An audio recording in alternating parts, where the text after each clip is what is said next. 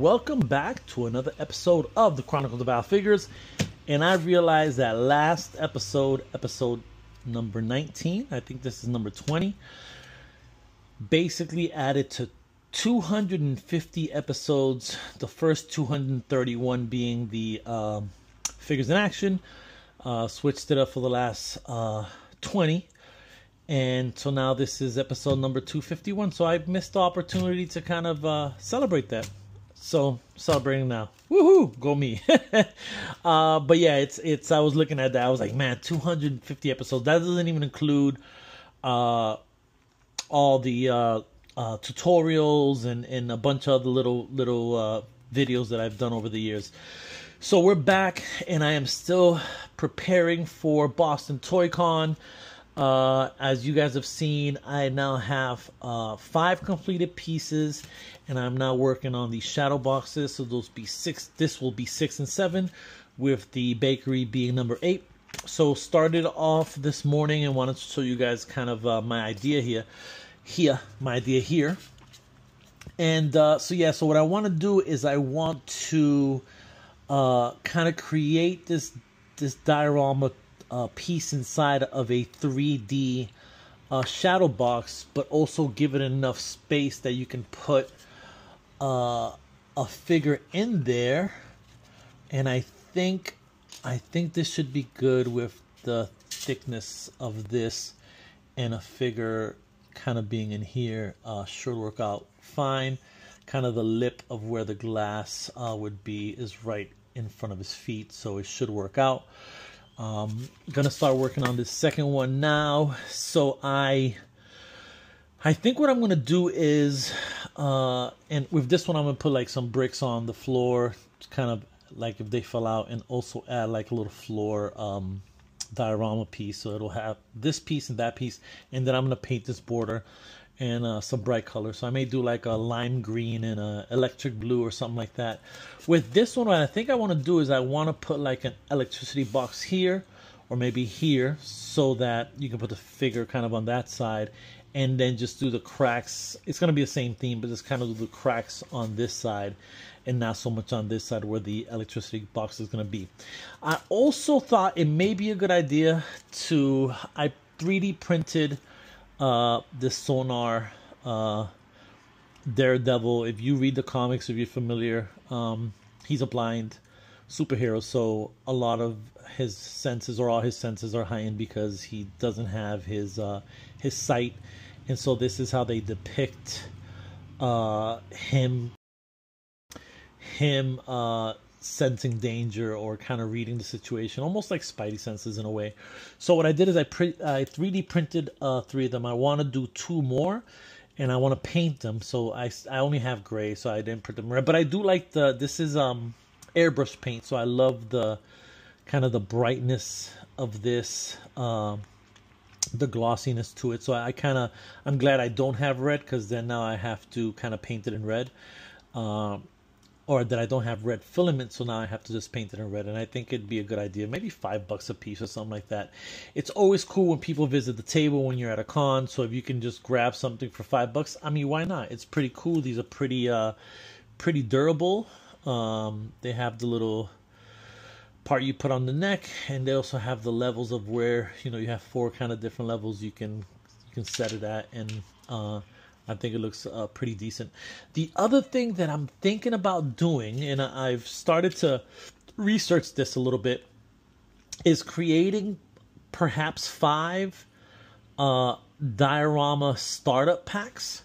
So the idea would be that in every single pack, I would include 3 pieces of XPS foam, 2 3D printed windows, 1 3D printed door, 10 magnets, a glue gun, an X-Acto blade, a box cutter, a piece of aluminum foil for texturing, a pencil, a pen. May add some paint. When I'm kind of tallying all this, like all these things to buy, it's gonna cost me $60 to $70. And if I do 5 kits, and I'll attach to the kit extensive step-by-step tutorial that I put on here, and it'll benefit not only the people that bought these kits, but also anyone who's starting on their diorama journey.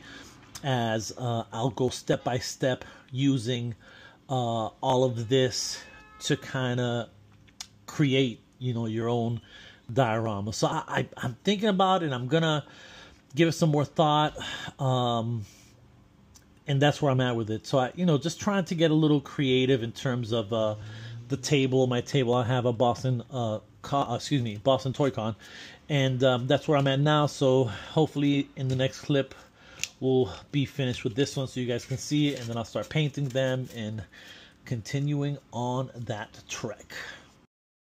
So as I move along with this project, I have pretty much finished these. I still have to dirty them up a little bit, but the idea here is that I'm gonna put these three guys together, then I'm gonna put this here, and then this will go into here. Again, still gotta do some dirtying up. I'm gonna paint these next. This is actually gonna be kind of the ground level, and I painted up some bricks to match these up and kind of lay them around the ground level on the base of this shadow box. So yesterday, no, not yesterday, because today is Tuesday. On Sunday, I went to a birthday party. My girlfriend's uncle turned 70, and I attended this birthday party for him. And it was at his house in his backyard, and maybe halfway through, his name is Mitch, the birthday boy, he kind of leans over to me. He goes, "You know who that guy is over there?"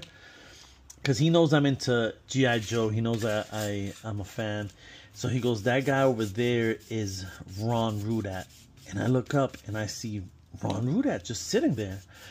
And I guess Mitch and Ron have been friends for over 40 years. And if you guys don't know who Ron Rudat is, and I'll actually post a picture right after this segment. He is from 1982 to 1987. He designed every single G.I. Joe for the Real American Hero 3 3/4 inch line. So I was like, man, that's a Legends in right there.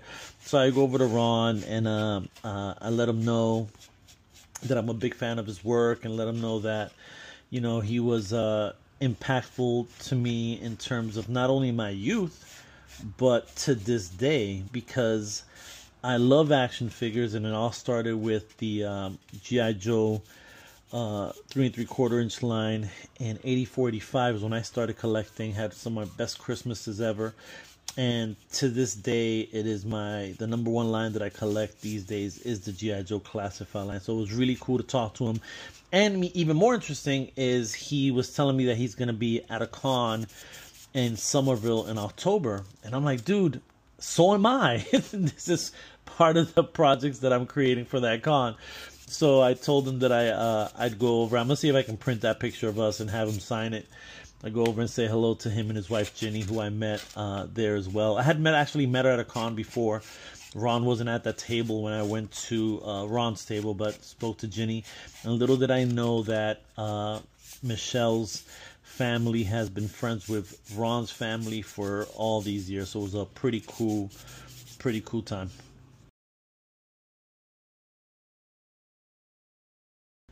So the shadow boxes are complete, ready to go. These are great if you just want to hang something up on your wall that kind of displays your favorite action figure. Perfect to do that. 2 shadow boxes. Those are done. You can just open it from the back and put whatever figure you want. And then, so these are number 6 and 7. So I created 7 original, kind of just for the Boston Toy Con. That'll be the 8th one that's kind of new, I never put out. So I have 8 that are new, no one's ever seen live. And then these are the other 5 that I created for the show as well. You have these mini ones, and I like to call this the Window to the Wall series, because as you guys, if you've been following, I have a bunch of these windows, and I just wanted to create different iterations of them. So I chopped them up here and kind of did something different on all 4. And so all 4 of these are set in terms of the mini ones. And we have a bigger one that'll be at the show as well. This light turns on. Again, if you guys have been following, you know this already. Magnetized right there. I'm going to add the fire hydrant. I just want to magnetize it so I can kind of have it here. So that's going to be part of it as well. So these 5, I've basically kind of labeled all of them, or signed off on all of them with the Al Figures tag, Boston Toy Con 2025, number 2 of 7. So they're all numbered on the back. And so there were 7 original new dioramas created for this show. The 8th one will be, again, the bakery. And then I also have, from the Great American Toy Show, I have these were the summer-winter series. So I have these that are going for sale there as well. Sold the winter one, but I still have the summer one. And I have these 2 still available. This is from Boston Toy Con 2024, so last year's con, so I still have this one available. So I'll have on my table all of these. I'll have all of these, the shadow boxes, the bakery, and I'm also going to be selling Marvel Legends figures on the cheap, $10 a pop, 2 for $15. You know, I'm not collecting Marvel Legends as much these days, so I'm gonna start letting those go. And yeah, so this is where we're at in the process. I hope you guys can make it. October 12th, 2025. It'll be at the Armory of the Arts in Somerville, Massachusetts, very close to Boston. So if you're in the area, come check it out. So to end this episode, I would like to do a update on the display. So a quick little update on the display. Let's point out some of the newer things that I've gotten in the last few months. So when I was in San Francisco, I was able to grab this reaction by Super 7, just depicting a bat in one of the episodes where they had put dynamite around him. So that's a new figure. I also grabbed this G.I. Joe, I think it's Hot Wheels figure, or excuse me, Jesus, what's the name of this jet? I need to really get familiar with these things, man, because I'm over here not even knowing. So this is the combat jet, the Striker, Sky Striker. I didn't have this growing up, so I always forget. So this is a new Hot Wheels pickup. I saw it and I was like, oh man, that's kind of cool. Let me grab that. So grab that and then put it here. And then all 4 of these figures are new, starting with Footloose, Breaker, Blowtorch, Cobra Commander, and Combat Armor. So all 4 of those are new figures, and just was able to fit them there. And I love it because they took up the wall space and they look great there. These 2 are fairly new. Got this at the Great American Toy Show. Grabbed this at GameStop the other day. So those are 2 newer figures as well. And there's nothing up here that's new. Then on the back wall, or well, actually the back wall, the front wall, the back wall, I kind of rearranged a couple things. There's nothing too new here. I got this recently. That's fairly new, but was able to kind of rearrange these in a way where you can kind of see the front. I had these 2 just kind of stacked sideways. Didn't really like how that looked, so I have everything kind of face fronting now, so that's great. Got the Miles Morales in the Boricua suit, hung it up next to kind of the Spider-Man type of display. Got this actually recently, which is pretty cool. Found it at Five Below. This little this bitty pop Spider-Man with a city scene in the background. Thought that was pretty cool. Nothing new here. I think everything here is, I mean, I put some of the mini mates up. I might have kind of discussed that, or maybe I didn't, but any mini mates that I found, I still had a couple, so I put those up. Over here on this display, the only new thing here, I believe, is this guy, this Blockies Transformers Acid Storm. So I got that one recently. It looks pretty cool. I like it that it's green because it kind of matches the Bone Crusher. But there's nothing else new here. Oh, yep. This found this on sale at Target, this Snow Speeder, Hot Wheels Snow Speeder. So grab that up real quick on the cheap. So I hung that up kind of in the Star Wars kind of area. Oh, and I also found this Bart at Target. Don't have anything Simpsons. I'm not a huge fan of them, but I respect what they do. So saw this, it was like $5. So I was like, let me grab it. And I think that is it in terms of anything new. Yeah, I think that's it. That's metal, so I was able to magnetize that poster there. Got it at the Fantastic Four movie on July. I think I saw it on July 24th, like the day before. So I grabbed that poster. That's fairly new. I do have the Cable X-Men 97 on pre-order.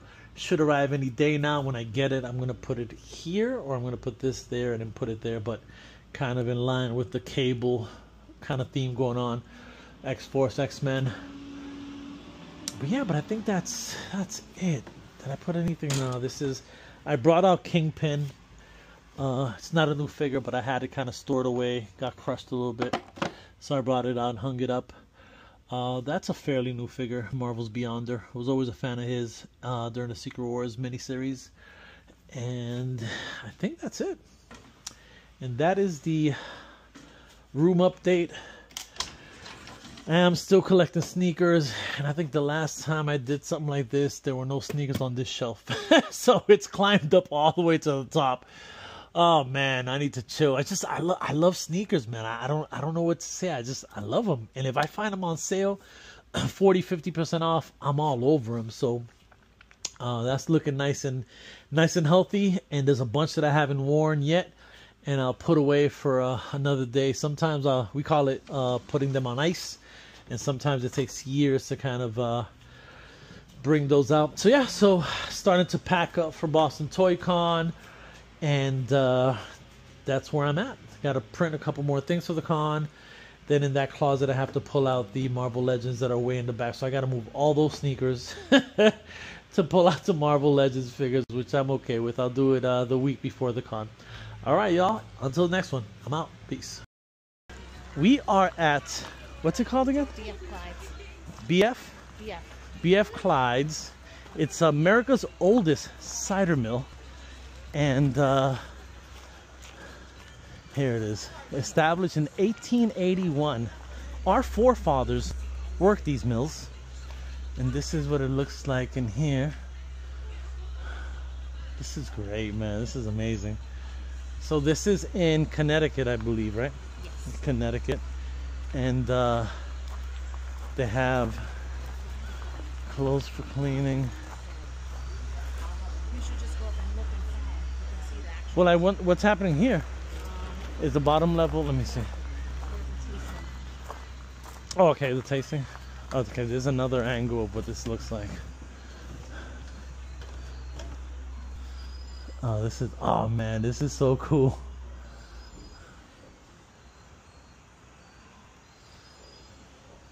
Wow. All right, we're gonna go down for the tasting. All right, and now we are heading into the shop. It's cute. Ah, it smells spectacular. I wish we had smell-o-vision, if there's such a thing. Left slices, that's cool.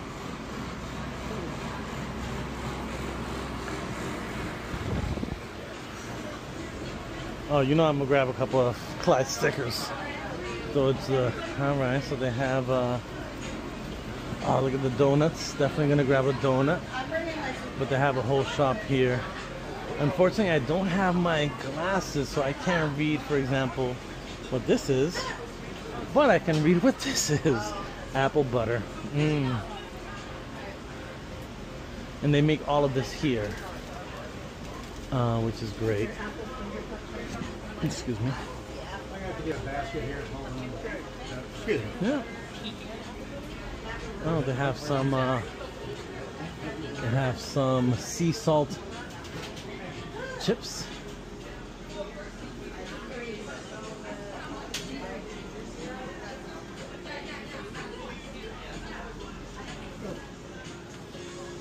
Oh, very cool.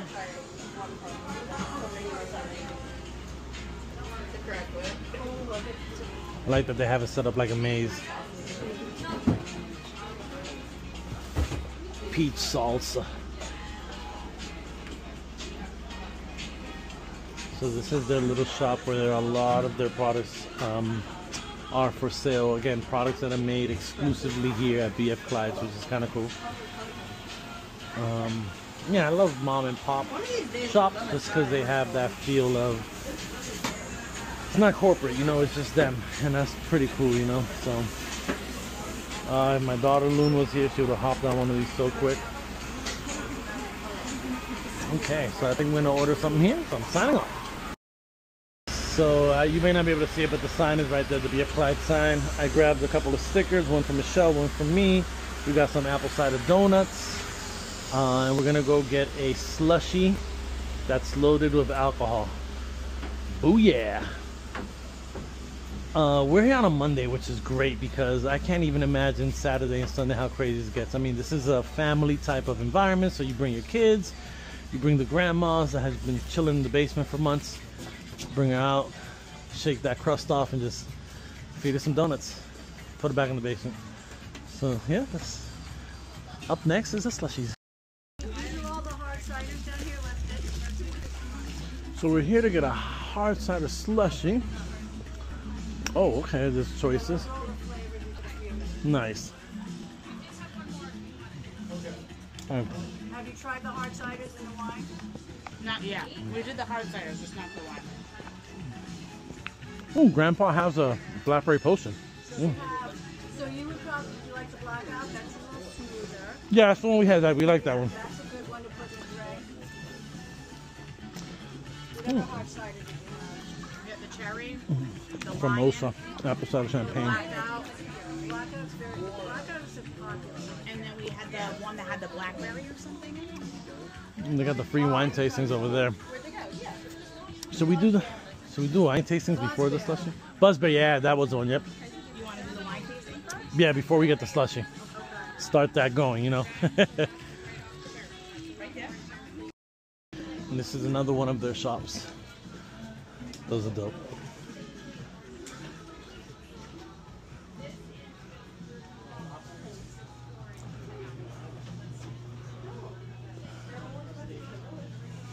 Oh, these are awesome.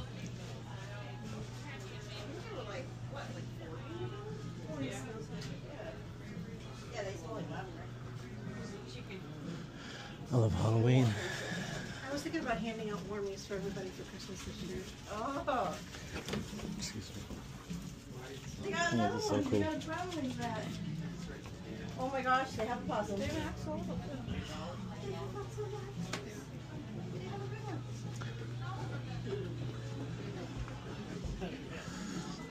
All right, so it is time for, we just did the wine tasting, so now we're gonna get the slushie. So we got a Attack of the Killer Bee, remind me of Wu-Tang. We got Drunken Pumpkin, a Dr. Cherry, and the Buzzberry, which is what they suggested over there. Maybe a good one. That one has Strawberry Bliss, Blueberry Spinner, Blackberry Cream Soda, Sweet Cider Slushie, top order cream. So I may do the Buzzberry. I think I'm gonna do that one. And yeah, we out here tasting some free liquor. The slushies won't be free, but that's cool. Look at this guy. This guy's super comfy. So the wines that they sell here, just was informed that it's September 1st through December 1st. They don't ship them out. You can only get them here, and all of them were pretty good, man. I can't even lie. I'm not a big wine guy, but they were good. Yes, if you like I grabbed my slushie, and this is a 360-degree view of all the facilities they have here. We just grabbed the slushie from this place. But yeah, man, this is, again, 1881, I think is the date that this was built. Oldest cider mill in America.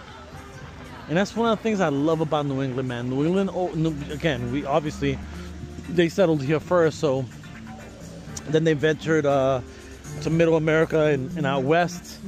And so I love that I live in this part of the country because these things exist here, you know. And I love history. I love American history, and this is so cool to know that, you know, there were people here 100 years ago and doing what I'm doing and tasting the amazing ciders here. So it's pretty cool to know that exists. And these bees are wild. Many a bee. And here's a close-up of the sign. BF Clyde's Cider Mill. And again, open for a very short time, a seasonal thing. I love that it has a little picnic table. That's dope. And a huge ass Connect 4.